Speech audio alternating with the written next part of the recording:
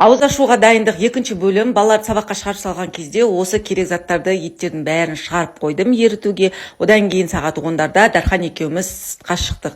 Қалған продукттың жартысын алуға. Сағат тапсырдық, кстати, істемей тұрған, сосын торт алып Куликовскийға барып, сосын овощтардың жартысын алып келдік. Мына жерде торт бар, сухофрукты, в общем, фрукты, салатқа қажетті жаттар, балық, яғни ананас алыппыз, потом, в общем, зелень.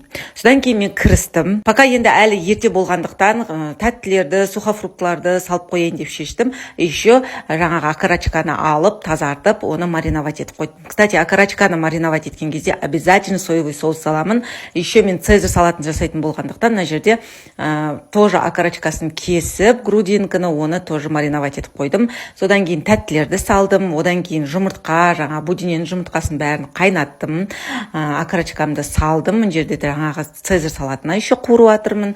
Сосын мына жерде по традиции мясной пирогымды дайындап жатырмын. Оны духовкаға салып қойдым да, одан кейін ары қарата салатқа кірістім. Бұл салатты бірінші рет жасап жатырмын. Осылай колбасаны соломка қылып тураймыз, нені жұмыртқаны төрт-пішті етіп тураймыз кубик етіп. Одан кейін помидорды, сосын сырды тоже кубик етіп, сосын фасоль саламыз.